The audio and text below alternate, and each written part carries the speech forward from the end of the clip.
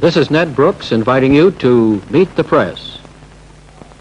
Meet the Press is brought to you by the Wheeling Steel Corporation and the Wheeling Corrugating Company. Wherever you go, there's a world of wheeling in the world around you. Our guest today is Sylvanus Olympio, the President of the Republic of Togo, the smallest independent African nation. President Olympio is in this country as on an official visit to President Kennedy, who has called him an exceptional figure, not only in Africa, but on the world scene. And now here is the first question from Lawrence E. Spivak, permanent member of the Meet the Press panel. Mr. President, I believe you first came to this country in 1947. Have you noticed any significant changes here in the 15 years that have passed? Well, my first visit to the United States was in connection with the Trusteeship Council of the United Nations. So in 1947, I saw more of the United Nations, which was then at less success than the United States as a country. If there is any significant change between 1947 and during my present visit, I would say that, of course, the United Nations got a new building now, which they didn't have in 1947. And also that most of the people I knew at the time are no longer there. Do you think that the hopes you had for the United Nations in 1947 have in any way been fulfilled? I definitely think so. I have been confirmed more in my view that the United Nations will grow in stature and importance as time goes on. Mr. President, as you probably know, there are two things that the American people are most concerned with in relationship to Africa. And one of them is neutralism and the other is communism. I'd like to ask you a little bit about neutralism.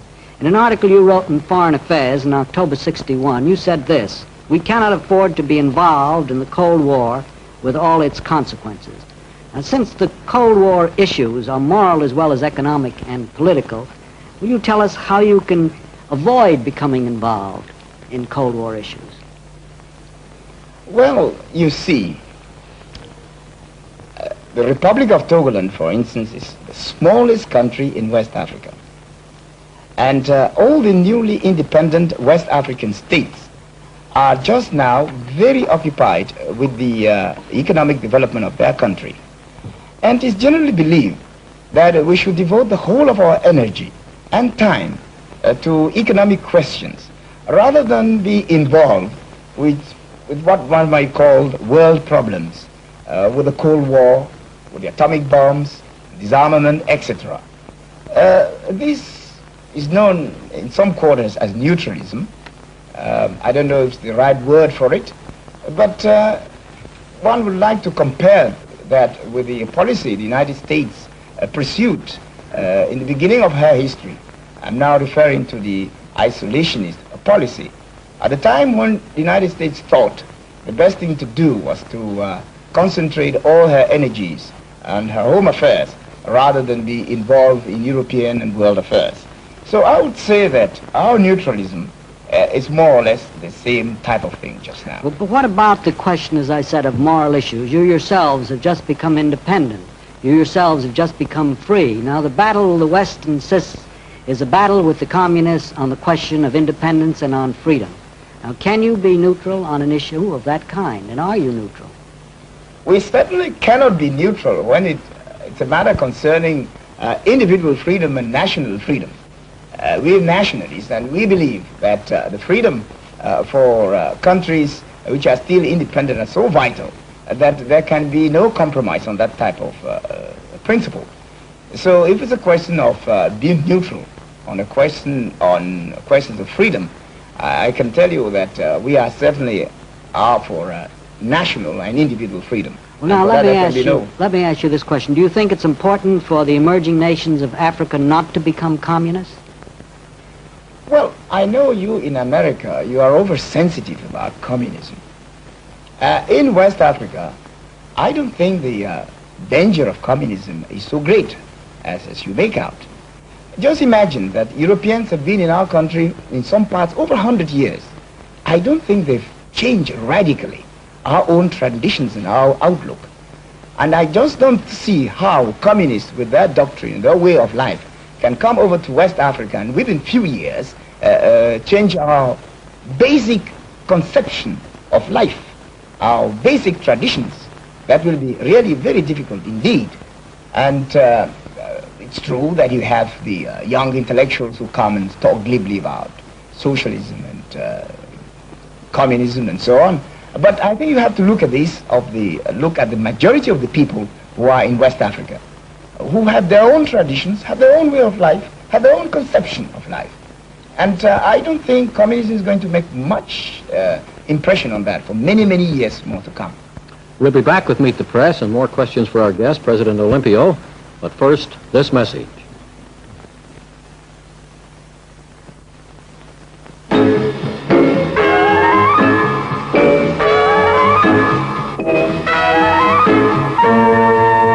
Wherever you are, there's a world of wheeling steel in the world around you. Start in the shadow of Chicago's famous Loop at Marina City, world's tallest apartment buildings. Wheeling is already here. These air conditioning ducts are made of rugged wheeling soft-tight galvanized steel. By the time it's completed, Marina City will contain hundreds of tons of wheeling steel. And the families who live here will use an entirely different wheeling steel, wheeling ductilite, the tin steel used in cans for soft drinks and all kinds of foods. Wheeling steel's also in the new Ranhurst Center being erected at nearby Mount Prospect. It will be the largest, fully enclosed and air-conditioned shopping center anywhere. Builders are installing nearly 1 million square feet of metal lath. Sold by Wheeling Corrugating Company, this expanded metal lath helps fireproof the structure and support its ceilings. Wheeling is just above the ceiling, too. Wheeling tensile form is a strong, permanent form that supports wet cement until it hardens, then adds structural strength throughout the life of the building. Nearly 28 acres of tensile form were used to speed the construction of floors in Ranhurst Center. Chicago's contractors rely upon many other wheeling building materials too, such as strong economical wheeling steel pipe for heating and plumbing, and wheeling corrugated metal culvert pipe for dependable permanent drainage of secondary roads and superhighways alike. It's why we say, wherever you are, there's a world of wheeling in the world around you.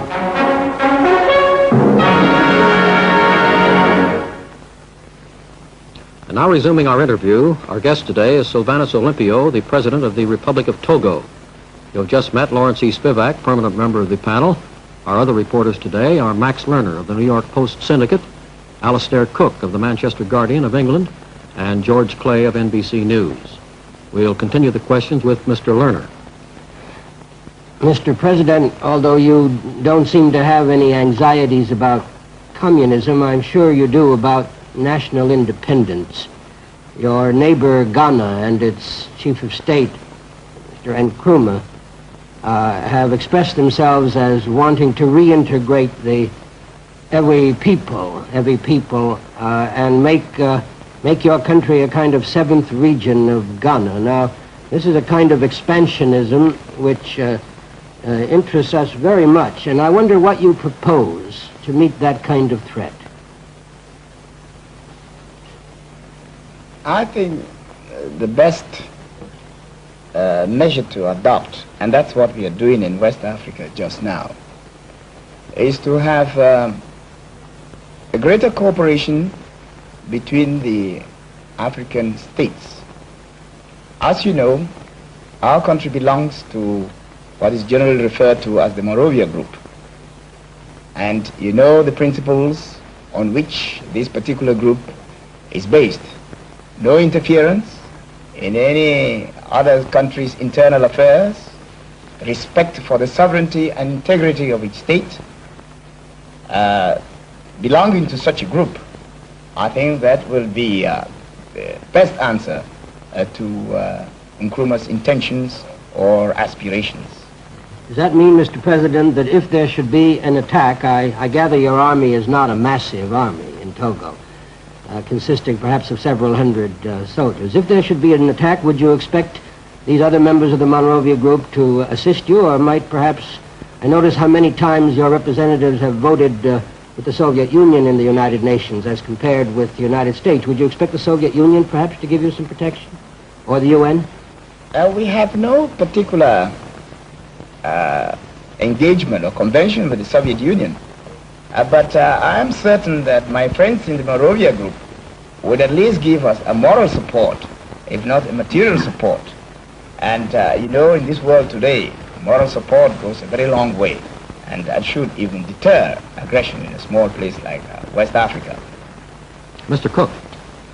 Mr. President, I think that you were the first petitioner before the United Nations Trusteeship Council in 1947, and at that time, or around that time, you said that you had two ideals for your country.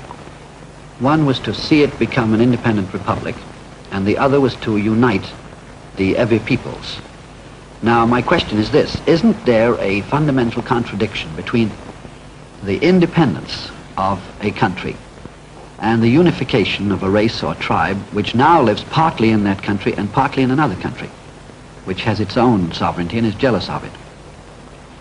I don't see any contradiction in it at all. If you have followed our history, during the colonial regime, we didn't come out with an outright demand for independence at the start. We only pointed out the difficulties and hardships these arbitrary boundaries created, that is, between ourselves and Ghana. And we sought at the time to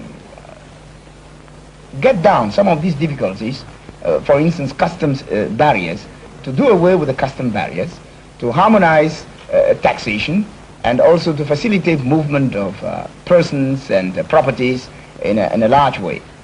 And therefore, if you are independent, at any rate it was my hope that if the Republic of Togoland is independent, and Ghana also being an African independent state, it should be very much easier to achieve these ends, that is, abolish customs barriers, facilitate the movement of persons and properties, and thereby make life very much easier for the Ewe people.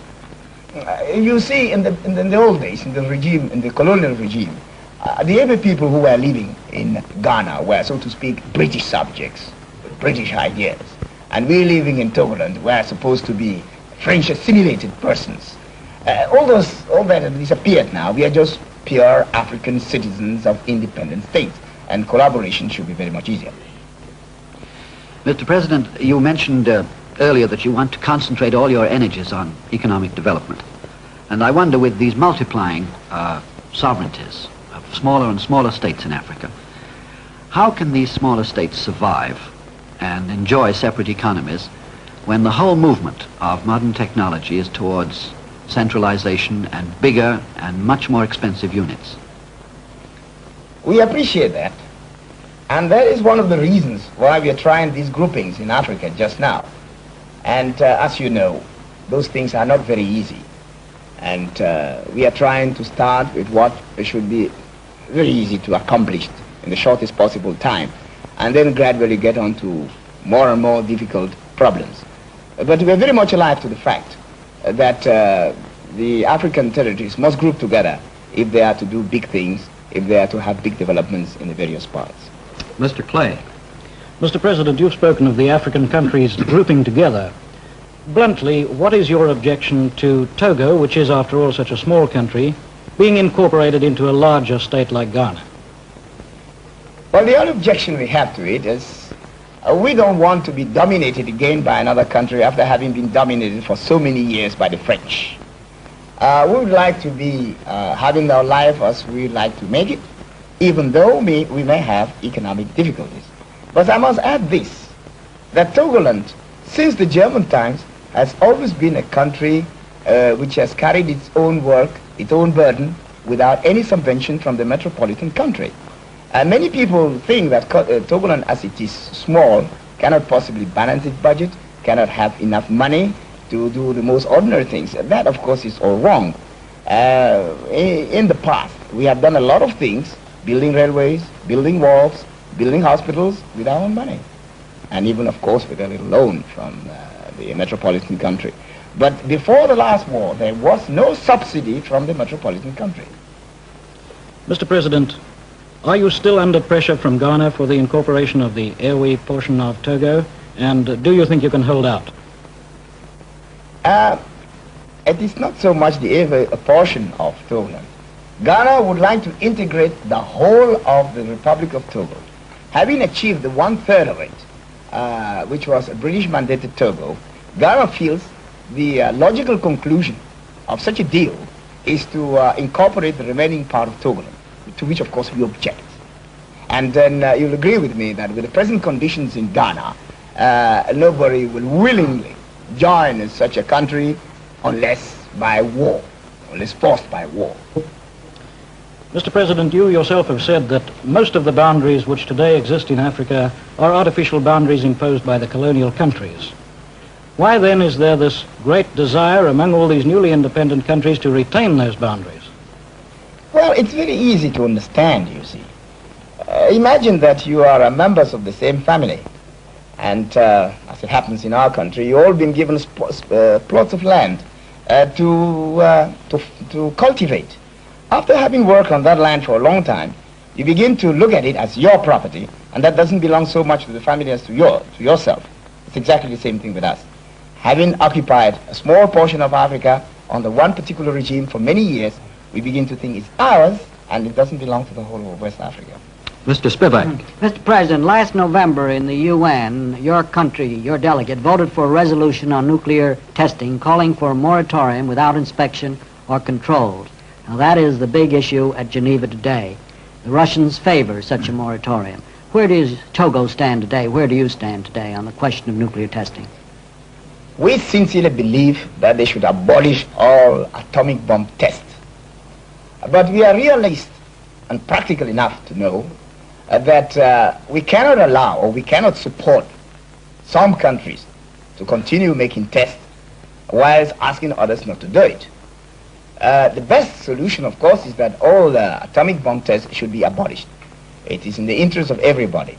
But so long as some countries refuse to adhere to such a very wise counsel, it is very difficult for us to insist that other countries shouldn't do it. We can only hope that with the pressure which the small nations can build up in the United Nations, the big powers will agree to stop eventually the testing of atomic bombs.